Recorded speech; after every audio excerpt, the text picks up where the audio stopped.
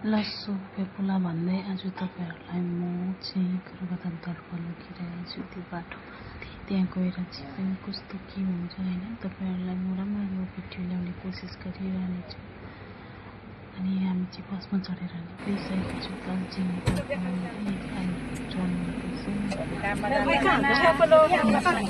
अगाडि छु।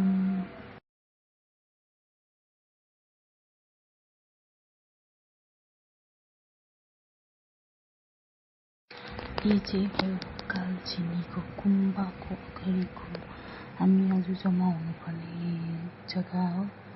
यो चाहिँ हामी यहाँ कालचिनी वरिपरि जति पनि गोरुबथान जानेहरू थियौँ सबैजना यहाँ जम्मा भएर गाडीमा चढेर निक्लिनु पर्ने हुन्छ।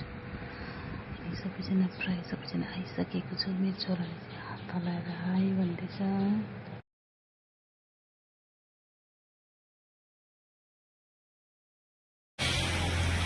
ल हेर ल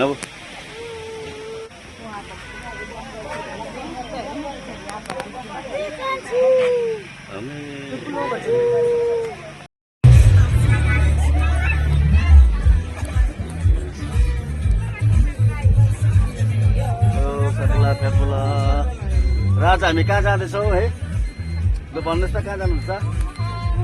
गोरुबथान जाँदैछौँ हामी नेकरको लागि।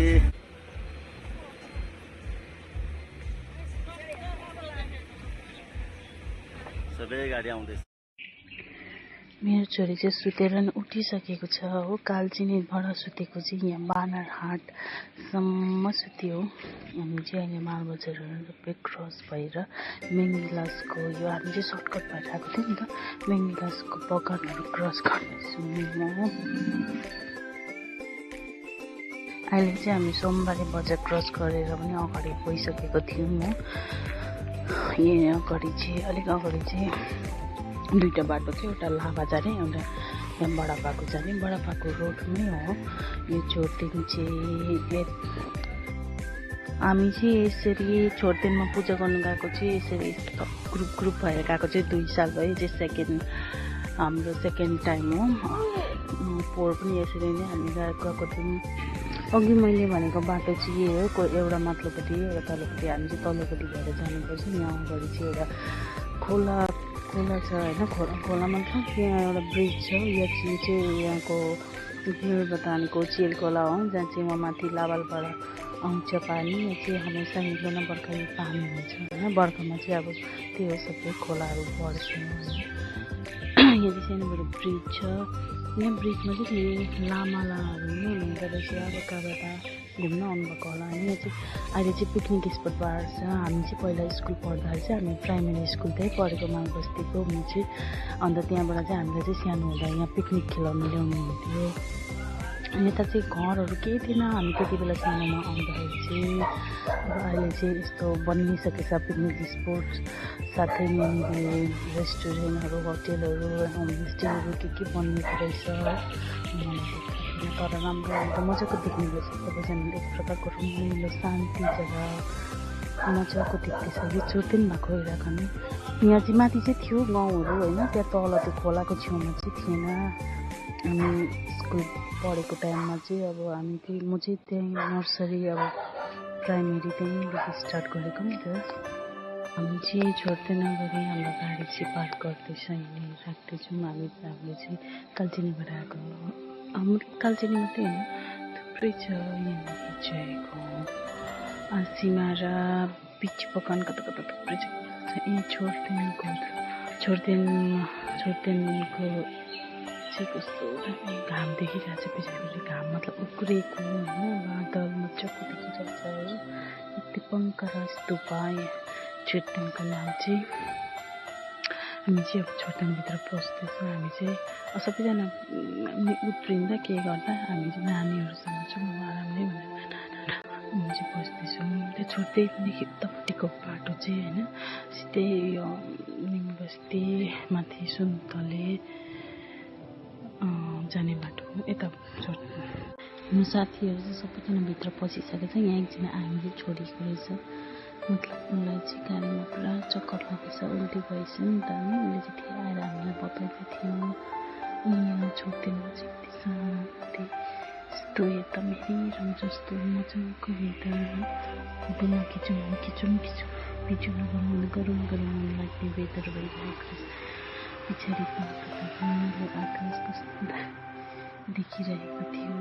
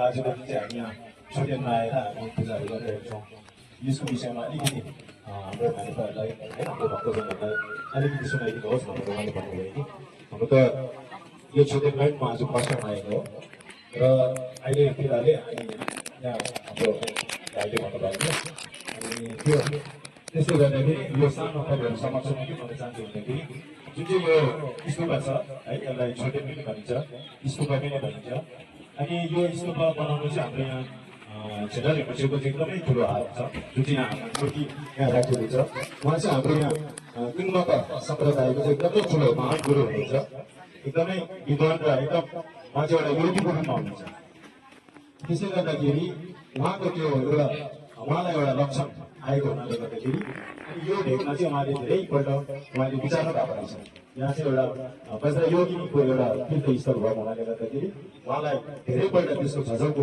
आएको हुनाले गर्दाखेरि अनि उहाँले चाहिँ अन्तमा आएर चाहिँ यो ठाउँमा उहाँ आइपुग्दाखेरि चाहिँ अनि उहाँलाई ज्ञात भएछ कि यो चाहिँ वज्र योगिनीको तीर्थस्थल रहेछ भनेर योभन्दा अगाडि माथि जुन चाहिँ पहाड फागु भन्ने पहाड छ त्यो पहाडमा चाहिँ त्यो वज्र योगिनीको एउटा तीर्थस्थल भएको हुनाले गर्दाखेरि अनि हाम्रो विषयलाई चाहिँ अनि ज्ञात भएर अनि यहाँको यो हाम्रो ठाउँको है जनहितको लागि अनि यो सबैलाई नै एउटा ठुलो उपकार हुन्छ सबैलाई नै एउटा ठुलो यसको प्राप्त फल प्राप्त ठुलो फल प्राप्त हुन्छ भनेर चाहिँ त्यो एउटा उहाँले मनमा धारणा गरेर दिएर चाहिँ अनि यो छोडेको सुरुवात चाहिँ उहाँ आफैले नै राख्ने गरिकन अनि उहाँकै पहलबाट चाहिँ अनि यो छोडिन चाहिँ यसरी सम्पन्न भएको छ त्यसले गर्दाखेरि यो एउटा एकदमै ठुलो तीर्थ स्थान भएको हुनाले गर्दाखेरि यसलाई हामीले यसलाई हामीले है एकदमै आफ्नो मनमा पवित्र मनद्वारा चाहिँ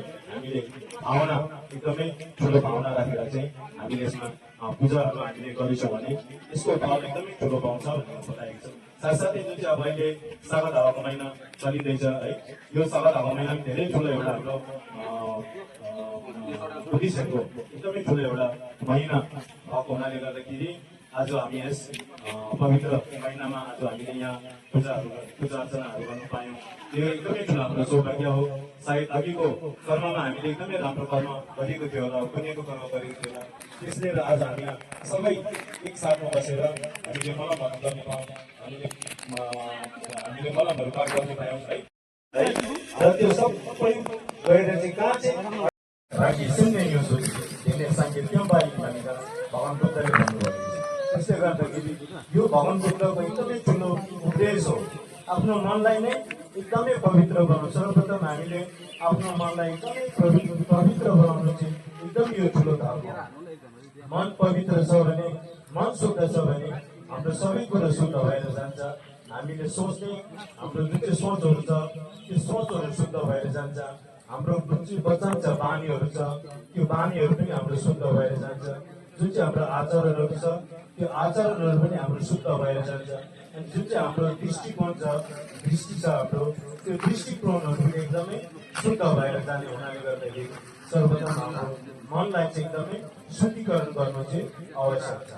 यो मनलाई शुद्धिकरण गर्नु अनि जुन चाहिँ भगवान् बुद्धको जुन चाहिँ शास्त्र छ, जुन चाहिँ अहिले हामीले उहाँको शिक्षालाई पालन गरिरहेका छौँ, यो शास्त्र चाहिँ हाम्रो अगाडि बढेर जाँदैछ। त्यसले गर्दाखेरि आज जुन चाहिँ हामी यो स्थानमा हामी सबै एकत्रित भएर हामीले पूजा गऱ्यौँ, यो अवश्य नै यसको प्रतिफल हामीले एकदम ठुलोभन्दा ठुलो हामीले पाउँछ भन्दै आज यो सानो मेरो कुरोमा हामी म राख्न चाहन्छु।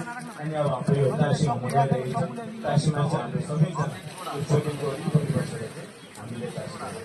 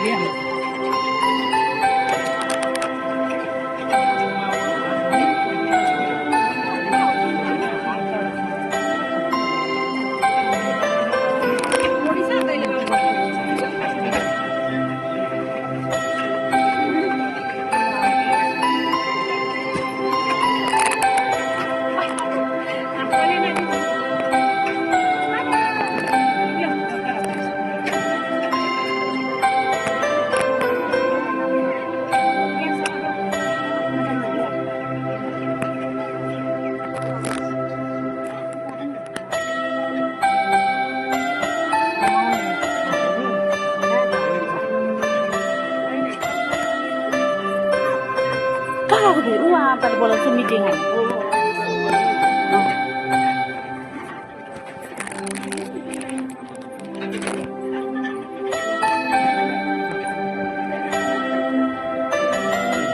जाउँ मिना लु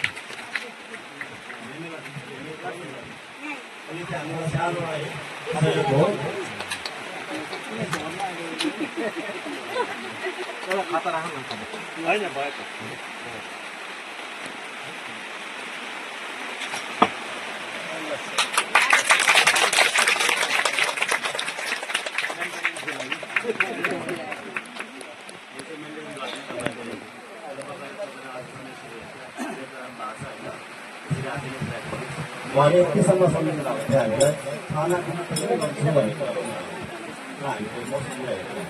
हामीले मौसममा बजारमा हामी दुःख आएको के के खाने लिएर आउने सल्लाह र उहाँले सबै कुरो मिलाउँछु अघि पनि आएर लास्ट कुरोमा पनि आएर मलाई बोलाएर खाना बनाउनु सबै तयारी छ भन्नु यहाँ हाम्रो दुईवटा आर्थिक है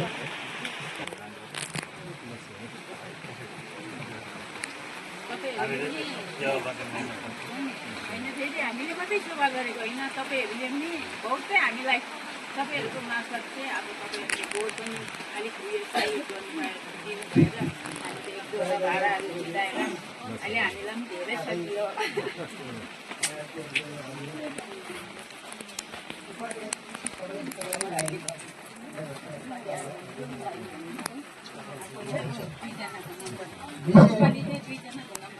यो गोरुबथान अप्परथाको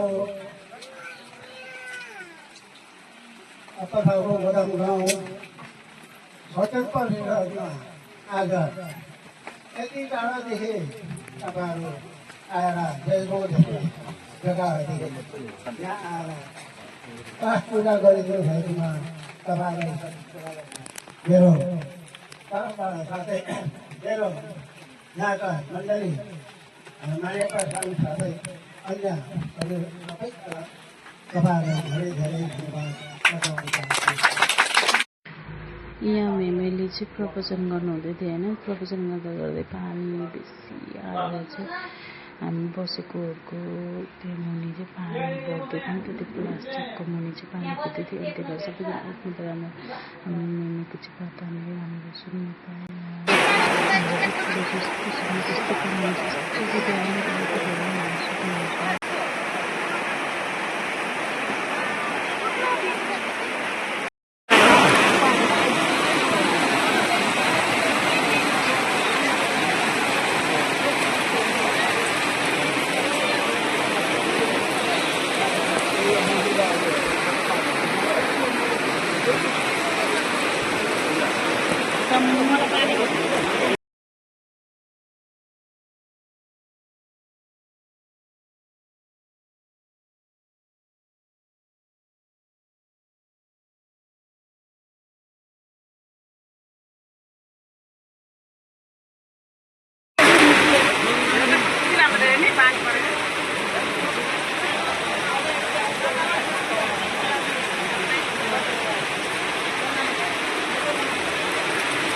हाम्रो बेसी पानी आएर हाम्रो बारेमा पनि हाम्रो चाहिँ चालिसको भित्र